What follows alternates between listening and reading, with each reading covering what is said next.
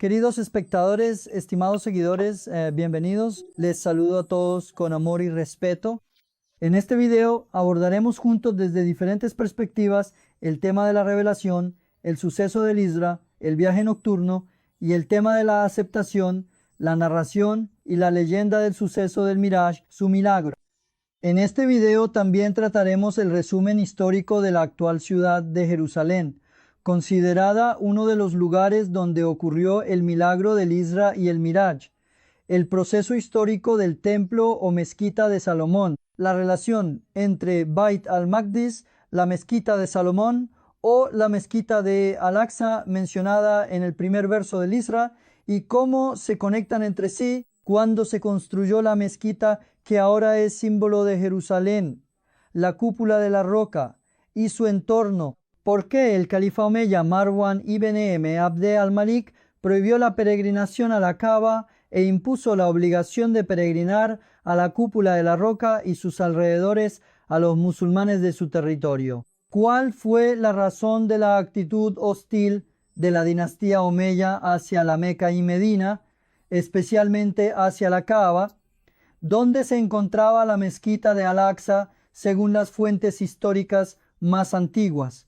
¿Cómo, aunque en la época de nuestro profeta y durante el califato de Umar ibn al-Khattab el nombre de Jerusalén era Ilia o Elía, más tarde pasó a llamarse Jerusalén, y cómo la cúpula de la roca y su mezquita recibieron el nombre de mezquita de Al-Aqsa? Además, queridos espectadores, también abordaremos a continuación los relatos y creencias que se han incorporado al Islam bajo el nombre del milagro del Miraj, aunque en realidad se basan completamente en suposiciones, narraciones y especialmente en las leyendas del zoroastrismo, y que no se encuentran en absoluto en el Corán ni forman parte de la revelación. A pesar de ello, se afirma que la oración fue prescrita como 5 veces al día con la ayuda de Moisés, que se reunió con los profetas, que se encontró con Dios y que cuando iba a encontrarse con Dios, Gabriel le dijo: «Oh Gabriel, a partir de aquí no puedes continuar, te quemarías». Expresiones como estas se utilizan. Se dice que al profeta se le mostró y se le hizo recorrer el paraíso y el infierno, que los versículos 285 y 286 de la Sura de la Vaca, es decir, los versículos que comienzan con Amenerresuli y que se recitan después de las oraciones nocturnas, fueron el regalo de esa noche, que en una ocasión, durante el evento del Miraj, el pecho del profeta fue abierto y operado por los ángeles, y que ocurrieron otros hechos similares. También analizaremos juntos el informe de resultados que surge al comparar el evento del Miraj con el Corán. Queridos espectadores, permítanme admitir y reconocer ante todo que investigar y convertir en video un tema tan controvertido y lleno de tantas aceptaciones históricas desde todos sus ángulos es realmente muy difícil.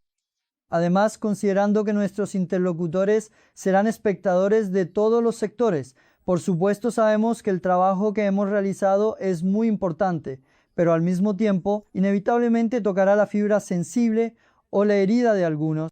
Es bastante claro. A pesar de ello, quiero expresar que intentaré presentar el suceso de Isra y Miraj de manera sencilla y comprensible, comenzando y continuando con una breve historia de la actual ciudad de Jerusalén, que es uno de los escenarios del suceso de Isra. La ciudad de Jerusalén, conocida también como Ilia, Elilla o Capitolia, es una antigua ciudad que ha sido habitada por el judaísmo, el cristianismo, el islam y muchas otras civilizaciones, considerada importante y cuya historia se remonta hasta los siglos XVIII y XIX a.C., es decir, hasta los años 900 antes de nuestra era. La importancia de la ciudad para el judaísmo comienza con la conquista de la ciudad por el profeta David y sus esfuerzos por construir una mezquita en ella. Sin embargo, tras la muerte del profeta David, su hijo Salomón se convierte en rey y al ser elegido también como profeta por nuestro Señor, completa la construcción de la mezquita, que pasa a llamarse la mezquita de Salomón o posteriormente el templo de Salomón. Actualmente El muro original del Templo de Salomón es el lugar donde los judíos rezan y que conocen como el Muro de los Lamentos. Añadamos esto también como información adicional. En el libro del Génesis de la Torá, en los capítulos 4, 8, 13, 17, 28, 48 y en los capítulos 6 y 8 del libro del Éxodo, Jerusalén o Jerusalén es considerada como la ciudad de la paz, la ciudad sagrada, la tierra santa, las tierras santas, la tierra prometida. Queridos espectadores, en el cristianismo se cree que en las ruinas del Templo de Salomón Jesús fue crucificado, murió, y que 3 días después, o según diferentes interpretaciones, resucitó en su tumba y ascendió al cielo con su cuerpo, que aún vive en los cielos en la unidad de cuerpo y alma, y que al final de los tiempos descenderá para hacer que el cristianismo vuelva a dominar el mundo. Y debido a estas creencias, el Templo de Salomón, a pesar de haber caído en manos de diferentes pueblos en distintas épocas, como los babilonios en el siglo VI a.C. y posteriormente los persas, Alejandro Magno, los egipcios y los griegos, y especialmente cuando la ciudad fue completamente destruida una vez más por Tito, el romano, en el año 70 d.C., solo queda el Muro de las Lamentaciones, porque el muro ya está en ruinas y en ese estado es intocable. En los años 130 d.C., la ciudad fue reconstruida nuevamente por el emperador romano. Se construyeron nuevos templos y iglesias. En ese periodo, el templo de Salomón y el templo de Beitul Maqdis también se encuentran entre las estructuras que fueron reconstruidas. La crucifixión y ascensión de Jesús se relata, queridos espectadores, en el capítulo 24, segunda parte, de las versiones alteradas y descritas de la Biblia. Desde la perspectiva musulmana, la importancia de Ilia Capitolina, es decir, Jerusalén, comienza por primera vez en el año 638 con la toma de la ciudad por parte de Hadreti Ömer. En los registros del acuerdo de la toma de la ciudad, su nombre aparece como Elia o Ilia. Otra importancia de la ciudad de Ilia, es decir, Jerusalén, es que antes de que se revelaran los versículos sobre la chibla, y aquí quiero llamar su atención, tuvo un papel relevante. Antes de la revelación del versículo sobre la chibla, es decir, el versículo 144 de la Sura Al-Baqara, antes de la llegada definitiva del versículo que anuncia y ordena que la chibla sea la cava de la mezquita sagrada nuestro profeta, siguiendo la tradición y la aceptación general de quienes vivían en esa región, realizaba sus oraciones dirigiéndose hacia la Kaaba que estaba llena de ídolos y adoraba a Alá de esa manera. Así lo hacía. Con la emigración a Medina, como no había una orden definitiva, realizó sus oraciones dirigiéndose hacia la ciudad de Ilia. Ya que estamos, aprovechemos para corregir un error. Jerusalén, la ciudad de Ilia en ese entonces, no fue la primera chibla de los musulmanes, sino la segunda. Fue la chibla durante aproximadamente 2 años. Sura Al-Baqara, versículo 44. El versículo ha determinado de manera definitiva que la chibla es la Kaaba. Queridos espectadores, otra razón muy importante por la que la ciudad de Ilia fue declarada ciudad sagrada como Jerusalén y se convirtió en algo indispensable para la umma, tanto en varios versículos del Corán, como por ejemplo en Al-Maidá 21-26, en la Sura Al-Anbiya 105, en la Sura Al-Araf 137 y en los versículos 5 y 6 de la Sura Al-Qasas se menciona a los hijos de Israel y se hacen referencias a Jerusalén por ser la tierra en la que vivieron, como también debido a los terribles sucesos relacionados con el periodo de Abdul-Melik del Califato Omeya y los acontecimientos de Harra y Karbala, que no tienen nada que ver con el Islam ni con la humanidad, adquiere una gran importancia y se convierte en una línea roja irrenunciable. Dejemos para los próximos minutos de nuestro video la conexión entre la destrucción de la Kaaba durante el periodo de Abdul-Melik y Jerusalén. Primero, intentemos resolver el enigma del suceso de Isra, porque como saben se afirma que inmediatamente después del suceso de Isra ocurrió la ascensión. Miraj. Está presente en toda nuestra base, en nuestro subconsciente. En el primer verso de la Sura Al-Isra, nuestro Señor nuestro Señor, que está por encima de parecerse a sus criaturas, trascendente y sublime, es ese Alá que hizo viajar a su siervo en una parte de la noche desde la mezquita sagrada hasta la mezquita de Al-Aqsa, cuyo entorno hemos bendecido, para mostrarle algunos de nuestros signos. Porque Él, sí, solo Él es. Él informa sobre el suceso del Isra, diciendo que es quien todo lo oye y todo lo ve. Esto está confirmado por el verso y es parte de nuestra fe. Si observamos el verso más de cerca y prestamos atención, veremos que nuestro Señor se describe a sí mismo como trascendente, sublime y por encima de toda comparación, mientras que a nuestro profeta lo menciona como siervo, como nosotros creemos que Él es siervo y mensajero, es decir, como ser humano. Se da el mensaje de no divinizar al profeta siervo, de no olvidar sus propios límites y de recordar que son humanos. No hay duda de que el Masjid al-Haram es la Kaaba y sus alrededores. Entonces, ¿dónde está el Masjid al-Aqsa? De hecho, es precisamente aquí donde surgen las discusiones. Aquí quiero llamar su atención sobre dos puntos. El primero de ellos está en la ciudad de Ilia, es decir, en Jerusalén. Durante la época del profeta, debido a que la ciudad era una ciudad histórica y estaba bajo el dominio bizantino romano, en lugar de la mezquita de Salomón se construyeron dos templos cerca de ella. Uno de ellos es la mezquita de Salomón y el otro es el templo de Bait al-Maqdis. Y estos dos templos se encuentran en la parte trasera, en el lado no visible de la mezquita, donde actualmente está la cúpula de la roca de color dorado que vemos constantemente en la televisión y que fue construida posteriormente por Abdul Melik. Entonces, si el nombre de Masjid al-Aqsa, que significa la mezquita lejana de la ciudad, no existía ni en la época del profeta ni en la de Hazrat Omar, ¿por qué menciona en el versículo? Esta es una pregunta importante, porque se menciona que ni los compañeros ni el profeta conocían una mezquita con ese nombre y que en las afueras de la Meca, cerca de la actual mezquita de Sirane, no se menciona tal mezquita ni en la obra considerada una de las primeras fuentes islámicas, la historia de la Meca de Azraqi, ni en el Kitab al-Muazzizin de Waqidi. Sin embargo, en los manuscritos originales conservados en la biblioteca Qarawiyyin de Fez, se relata que el profeta y sus compañeros a veces se reunían en estas mezquitas y que en ocasiones el profeta iba solo a Masjid al-Aqsa para pasar tiempo allí. Lamentablemente, en las obras posteriores que se copiaron, estos datos históricos fueron eliminados por las autoridades políticas.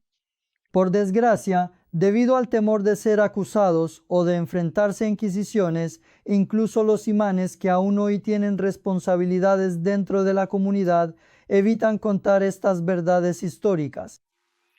Quiero expresar mi más sincero agradecimiento en nombre de todos ustedes al profesor Mikhail Bayram, quien realizó estas investigaciones, fue personalmente a la biblioteca y nos hizo llegar esta información, así como copias de los manuscritos originales del libro. Queridos espectadores, si seguimos analizando el versículo más de cerca, se expresa que los alrededores de la mezquita de Al-Aqsa han sido bendecidos. La explicación de que ha sido bendecida se encuentra en el versículo 137 de la Sura Al-Araf, donde se expresa que, como recompensa por la paciencia activa de los creyentes en su lucha contra la incredulidad, los alrededores de la mezquita de Al-Aqsa se convirtieron en una zona de prosperidad. Dije mezquita del profeta, discúlpenme, quise decir mezquita de Al-Aqsa. Se expresa que los alrededores de la mezquita de Al-Aqsa son una zona de prosperidad. Si prestamos atención, en ese entonces también la Kaaba era un lugar bendecido debido a las visitas y al comercio. La Kaaba, incluso ahora, es un lugar que posee bendiciones materiales y espirituales aún mayores. Y nuevamente en el versículo, nuestro Señor dice que lo hizo para mostrarle algunas de sus señales. Nuestro Señor tiene innumerables señales sobre cada ser creado en el universo. La percepción limitada del ser humano no puede comprenderlas todas. Por eso se expresa diciendo una parte de ellas.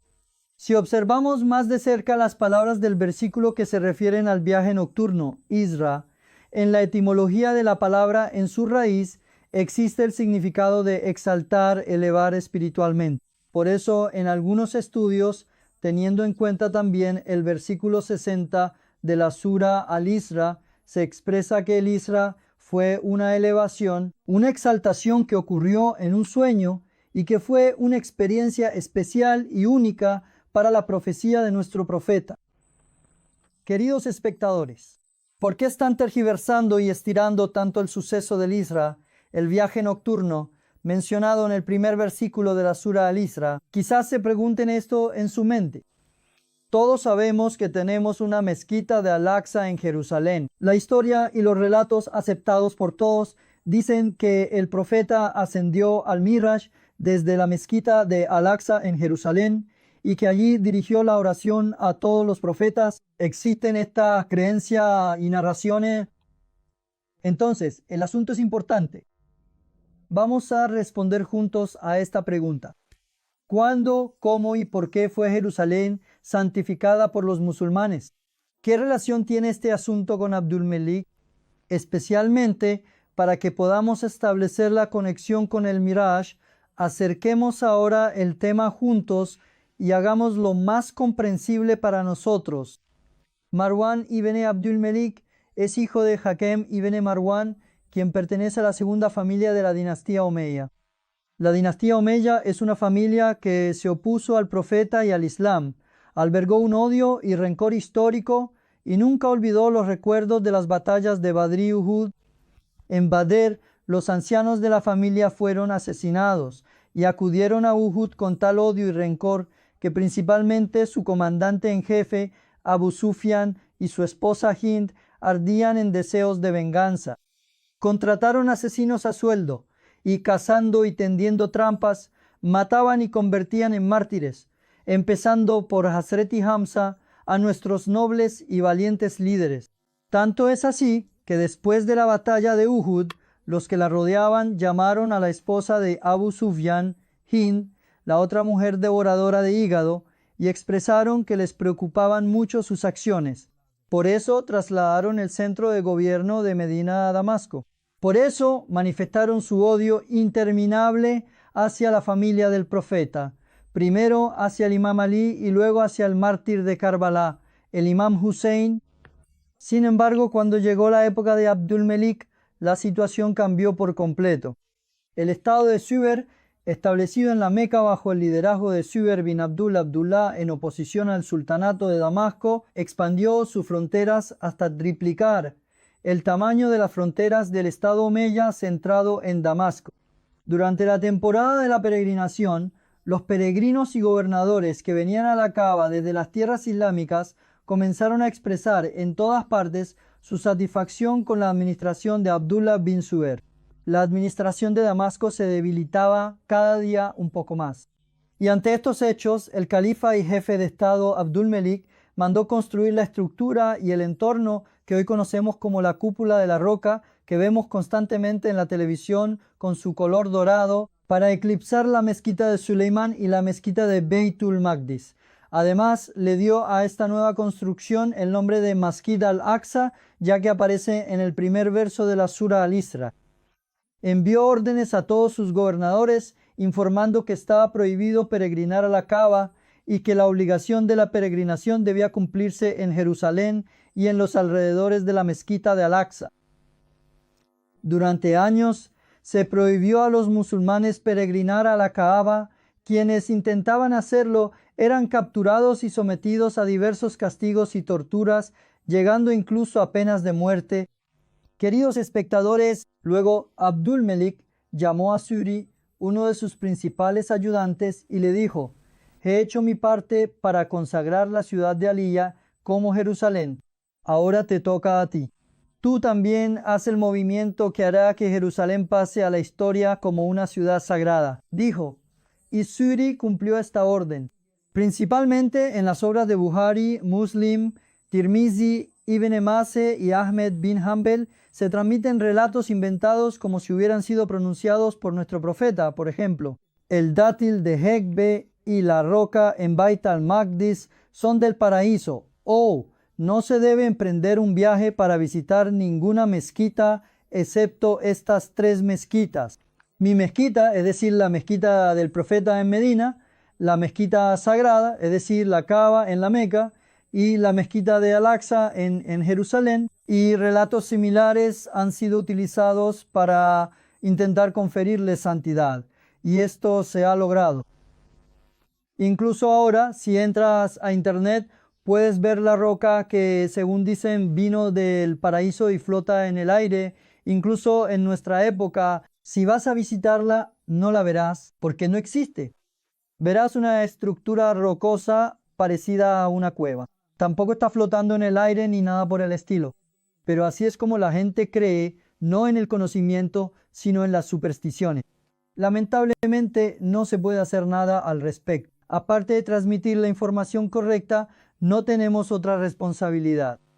Queridos espectadores, después de repasar la historia de la ciudad de Jerusalén, mencionamos que Beitul Maqdis y la mezquita de Salomón se encontraban en Ilia durante la época del profeta Mahoma y del califa Omar, y que la mezquita de Al-Aqsa era en realidad una mezquita situada en las afueras de la Meca, cerca de la actual mezquita de Sirane. También señalamos que la cúpula de la roca y la mezquita que hoy se muestran en televisión con su cúpula dorada fueron construidas durante el reinado de Abd al-Malik de la dinastía Omeya, y que se les llamó Al-Aqsa porque se menciona en el primer verso del Isra, y que se inventaron hadices para santificarlas.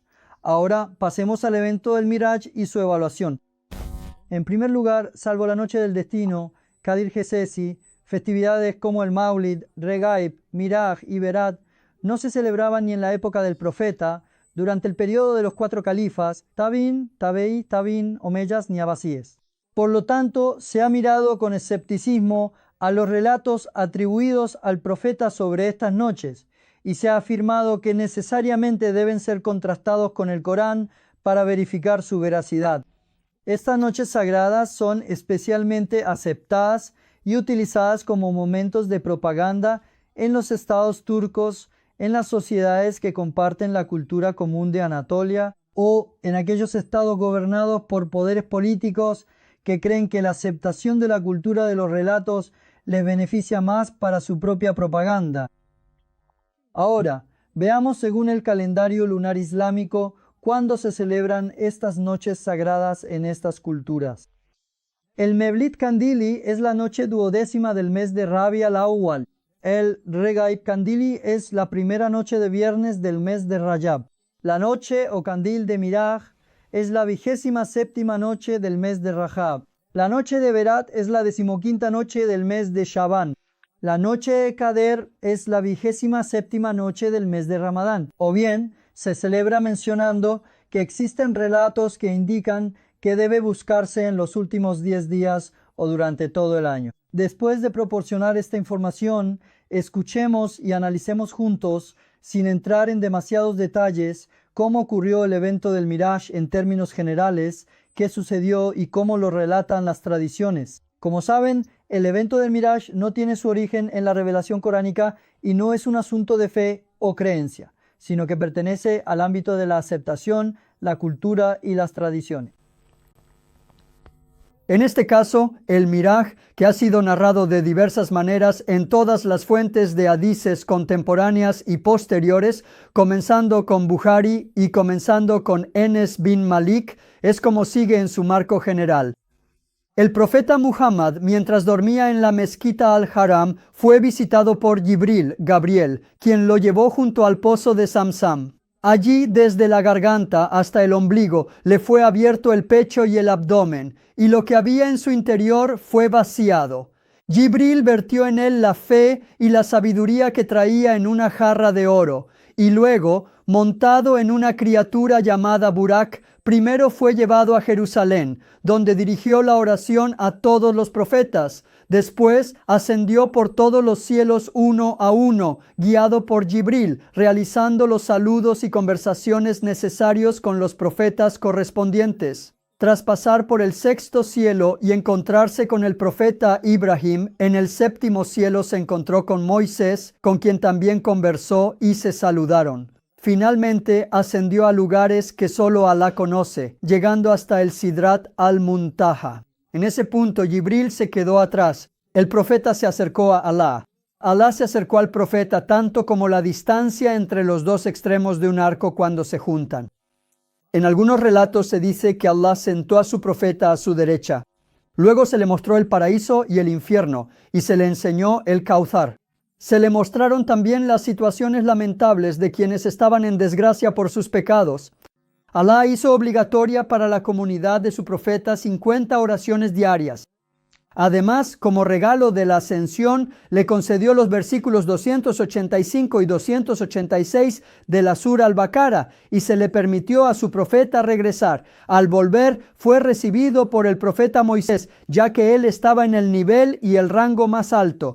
¿Qué compromiso tomó tu Señor de ti? ¿Qué te ordenó?, preguntó. Cuando el profeta Muhammad dijo que eran 50 oraciones diarias, el profeta Moisés, con el apoyo de Gabriel, le dijo: mi comunidad no podrá soportar tanto, no lo lograrán, ve y habla con tu Señor, y lo envió de nuevo. Finalmente, después de varias idas y venidas, se decidió que fueran 5 oraciones diarias, cuyo mérito sería equivalente al de 50. Se dice que, junto con los saludos, se le permitió al profeta descender y que el profeta se encontró a sí mismo durmiendo en la mezquita sagrada. El suceso del Miraj, del cual les he compartido el marco general y que tiene muchos más detalles, ha sido objeto de muchas discusiones. Así como hay quienes afirman que el Miraj ocurrió físicamente, también hay quienes sostienen que este suceso tuvo lugar en un sueño, e incluso hay quienes adoptan más de una de estas opiniones. También se han escrito obras que relatan el Miraj con todos sus detalles. Y no solo una, sino decenas de ellas han sido escritas. Queridos espectadores, por supuesto, en lugar de presentar nuestras propias ideas u opiniones sobre un acontecimiento que se ha vuelto tan importante, sometamos el suceso o milagro del Miraj al laboratorio de calibración de la verdad, que es la única fuente de certeza en cuestiones religiosas, el Corán. Y evaluemos juntos el informe de resultados. Veámoslo. Y según este resultado primero, en ninguna parte del Corán se menciona el suceso del Miraj de ninguna manera. Aunque se haya aceptado que el grupo de versículos del 1 al 18 de la Sura An-Najm está relacionado con el Miraj y se haya caído en este error porque aparece la expresión Sidrat al-Muntaha, debe quedar absolutamente claro que el grupo de versículos del 1 al 18 de la Sura An-Najm es un grupo de versículos que narra el encuentro de nuestro profeta Muhammad, la paz y las bendiciones sean con él, con Gabriel y con la revelación. En segundo lugar, el suceso del Miraj, el milagro del Miraj, no aparece en el Corán ni siquiera en las primeras fuentes consideradas fundamentales. Tan ausente está que solo empezó a aparecer en obras de alrededor del segundo siglo de la Hejira. Es decir, por primera vez se encuentra en Ibn Hisham e Ibn Abi Shayba, 2 siglos después del profeta. Antes de ellos existen fuentes de hadices pertenecientes al periodo temprano, y entre ellas en las obras de Hammam bin Munabih, Malik bin Anas, Rebi bin Habib, Abdullah bin Mubarak, Abu Dawud Tayalisi, Abdurrazak y Umaydi. La verdad es que no se encuentra ninguna información sobre el Miraj, ni siquiera sobre los milagros en general. Solo comenzó a aparecer en los trabajos de recopilación y en las obras de la época abasí. Tercero, incluso antes de que comenzara el viaje del Miraj, surgió la discusión sobre desde dónde ascendió a los cielos. En la narración de Bukhari se dice que ascendió a los cielos desde la Meca, mientras que en la narración de Muslim se expresa que comenzó el viaje desde Jerusalén. Lo dejo a sus conciencias. ¿Cuál es la correcta? Queridos espectadores, en cuarto lugar, si hemos prestado atención a la narración de Bukhari, el Miraj comienza durante el sueño y cuando termina, el estado de sueño continúa en la mezquita sagrada. Por esta razón, hay quienes afirman que el Miraj ocurrió en un sueño e incluso que sucedió varias veces, no solo una. Quinto, es el Shaq al-Sadr. La narración de que el pecho del profeta fue abierto en diferentes edades y lugares y que los elementos de maldad en su interior fueron limpiados y lavados antes de ser cerrado llega a ser hasta 4 veces. Ustedes también conocen una de ellas. se realiza mientras pastoreaba las cabras de su madre de leche.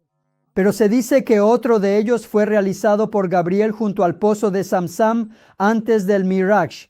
En el siguiente punto veremos juntos que el concepto de aceptación en la creencia zoroástrica y el evento de la apertura del pecho son los mismos. Para quienes deseen obtener más información sobre este tema, Shakh al-Sadr. En el video donde relatamos el evento de la apertura del pecho del profeta, recordamos que pueden ver dónde y cómo ocurrieron esos 4 episodios de la apertura del pecho y continuamos.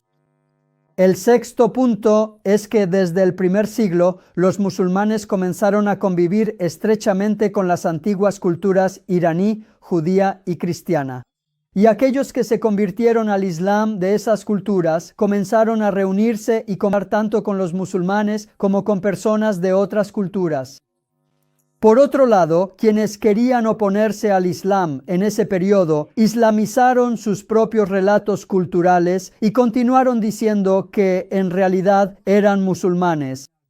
En la cultura de la ignorancia del antiguo Egipto, al igual que en muchas culturas antiguas, se adoptaron creencias como la vida en la tumba, la creencia en el puente Sirat, la creencia en el puente Chinobat, el mito del pecado original de Eva, la creencia de que Eva fue la responsable de la expulsión del paraíso y la idea de que las almas se convierten en pájaros y visitan las casas. Debido a su importancia, me gustaría expresar brevemente cómo se relata el mito de la ascensión de Zaratustra a los cielos en la creencia del zoroastrismo, según la obra en Pahlavi llamada Agdavirafname y la sección Yesht de la Vesta. Ahura Mazda, es decir, Dios, por su propia orden, elevó a Zaratustra a su presencia, montándolo en un caballo blanco desde las montañas del lado iraní de Azerbaiyán. Este viaje comenzó y terminó en el templo de Azerferba, considerado sagrado en el zoroastrismo.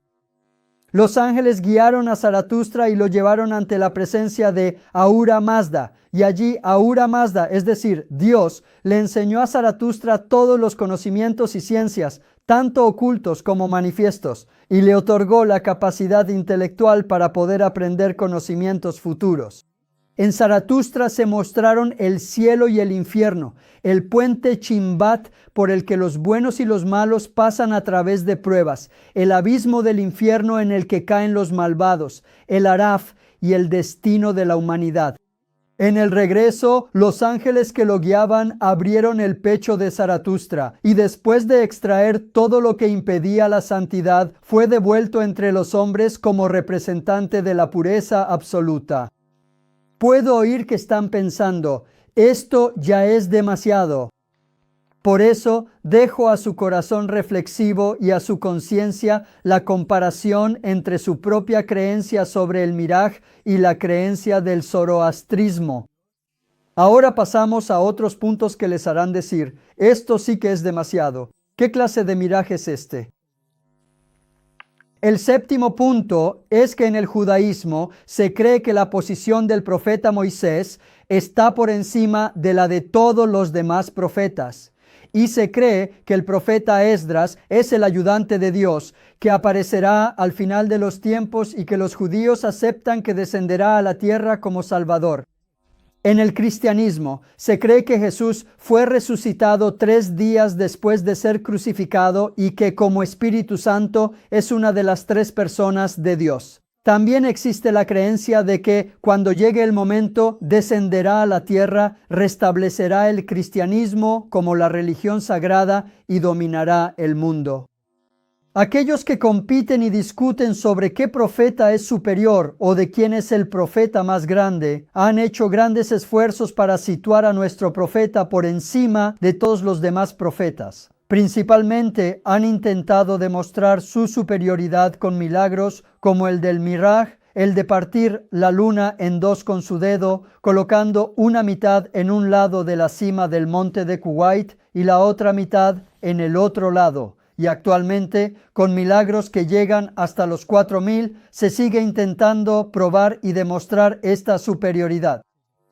Al profeta, quien dijo, yo también soy un ser humano como ustedes, lo han convertido en un ser angelical a pesar del Corán y prácticamente han demostrado que es superior a los demás profetas.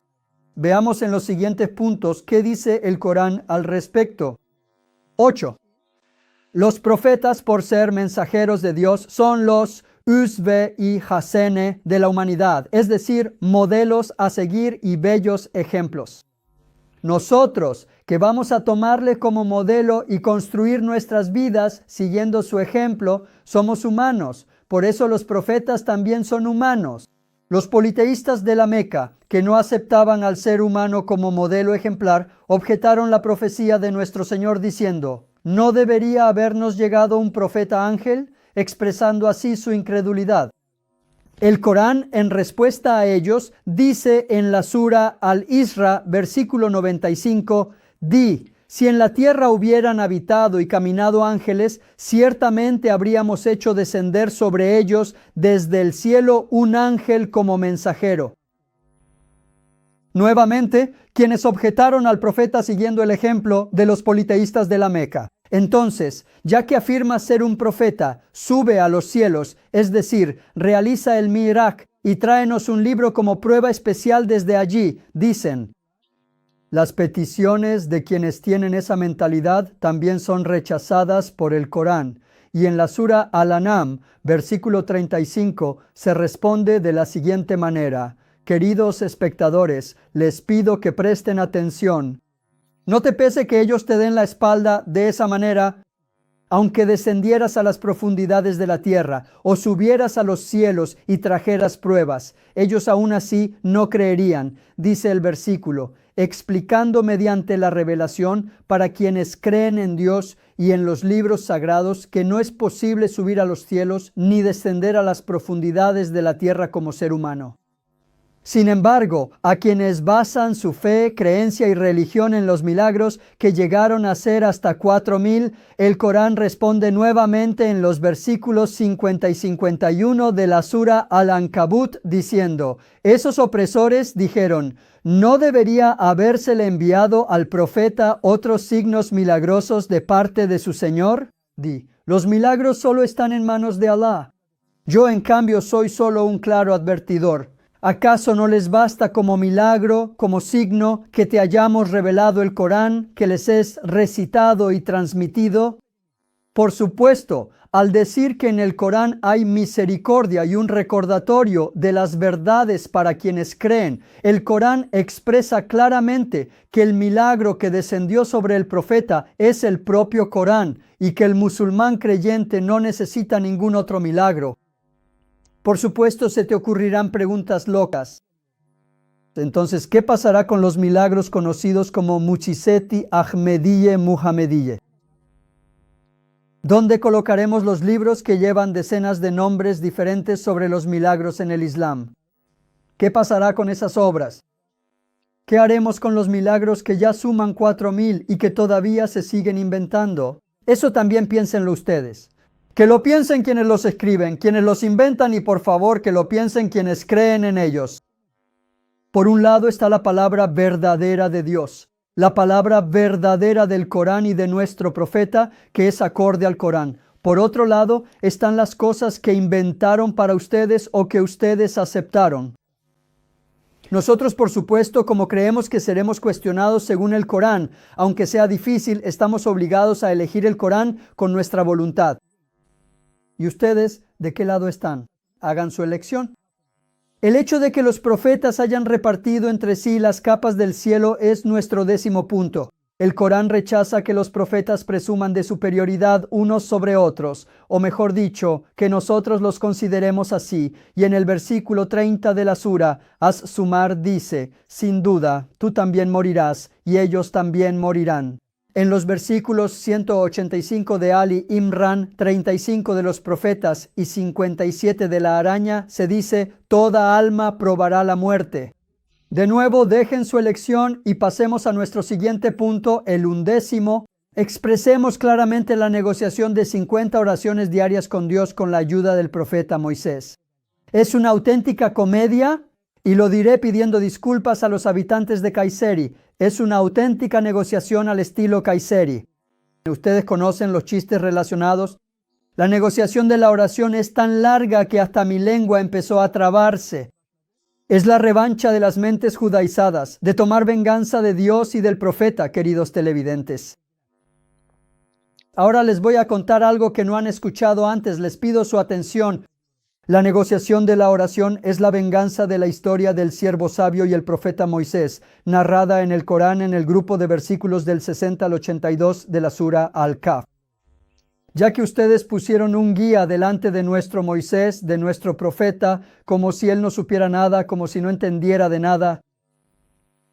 Luego, una y otra vez, humillaron al siervo sabio, haciéndolo viajar mientras lo reprendían y regañaban constantemente. Entonces, aquí tienen, vean cómo es realmente Moisés. Su Señor es un Dios que no sabe lo que dice, que no sabe lo que sus siervos pueden o no pueden hacer. Dios me libre. Soy yo quien dice, Dios me libre. Que lo sepa todo y que su poder alcance todo. El Dios de ustedes está sujeto a la negociación con la ayuda de Moisés. Su profeta es un pobre hombre, sumiso y apocado, que no sabe lo que quiere, ni lo que aceptará o no, ni a qué puede soportar su comunidad. El mensaje que transmite es que quien le da lecciones a Dios y a su profeta, quien les enseña religión y les da consejos, es nuestro Moisés. ¿Pero es posible que exista tal negociación?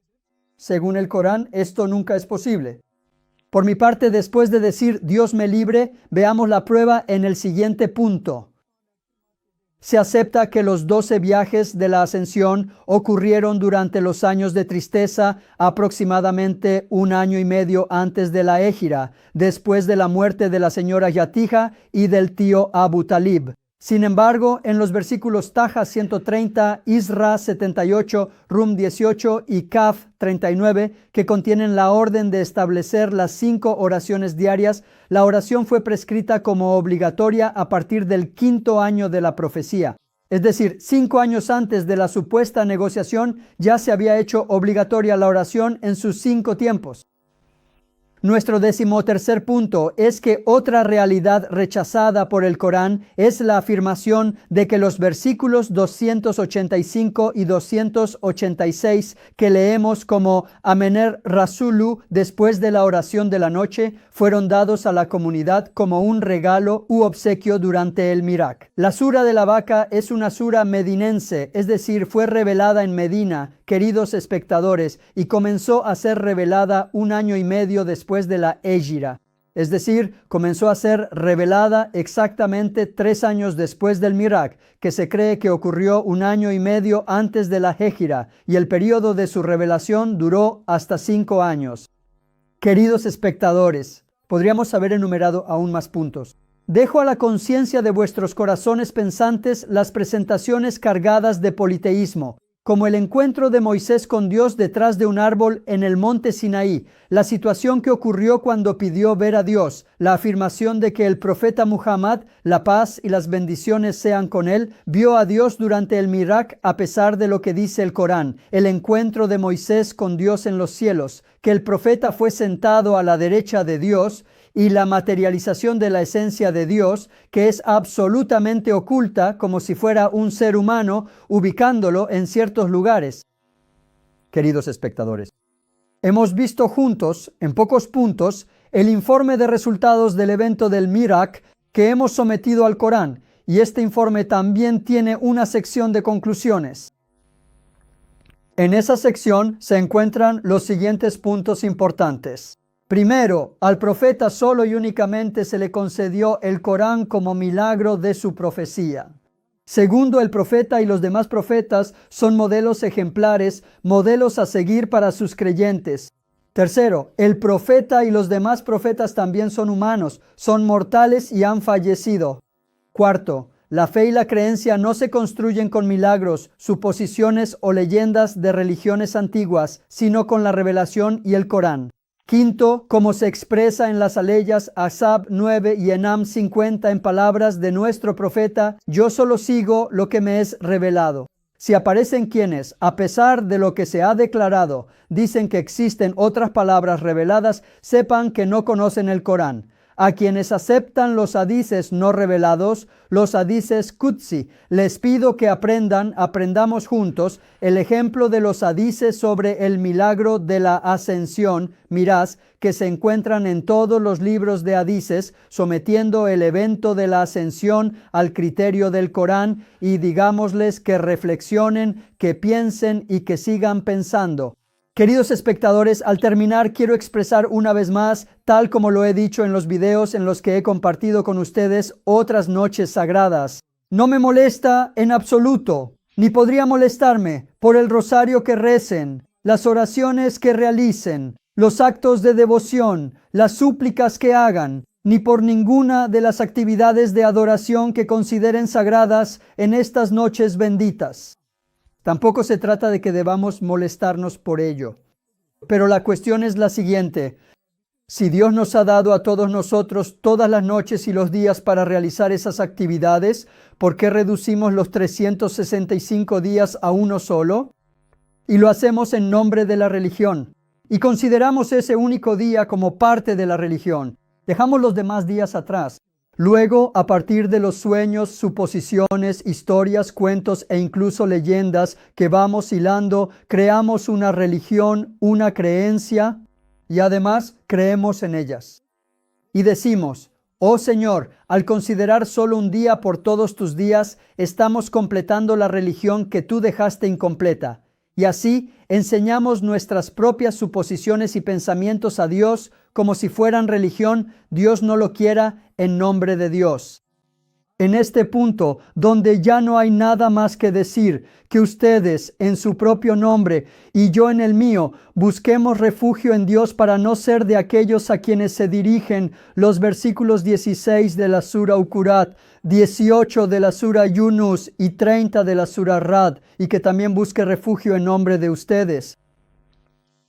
Queridos espectadores, para quienes deseen obtener más información sobre estos temas, después de recomendar la obra La verdad de Isra y Miraj del profesor Dr. Israfil Balchi, la obra La religión enseñada a Dios del profesor Emre Dorman. Nuevamente la obra Cuestiones de la Sira, cuestiones controvertidas de la Sira del profesor Israfil Balchi, y las obras Islam sin Corán del profesor Bayraktar Bayrakli. Si consideran valiosa la información que les transmitimos en nuestros videos, si creen que es importante, por favor suscríbanse a nuestro canal de YouTube, a nuestro canal Helishim Media. Activen las notificaciones y compartan nuestros videos con sus seres queridos. Después de recomendarles esto, les deseo y espero lo mejor. Que mi Señor eleve a nosotros nuestros grados y nuestra mente con conocimientos correctos, y a nuestro espíritu con información religiosa verdadera que inspire buenas acciones y sentido de responsabilidad, y a nuestro cuerpo con alimentos lícitos, puros y de calidad. Deseo y espero que convierta nuestro mundo y nuestra otra vida en la morada de la paz, la seguridad y la confianza, Darussalam. Que nunca falten el amor en su corazón ni la sonrisa en su rostro. Que todo sea como lo deseen de corazón. Que su corazón se llene de paz y amor. Que Dios los guarde.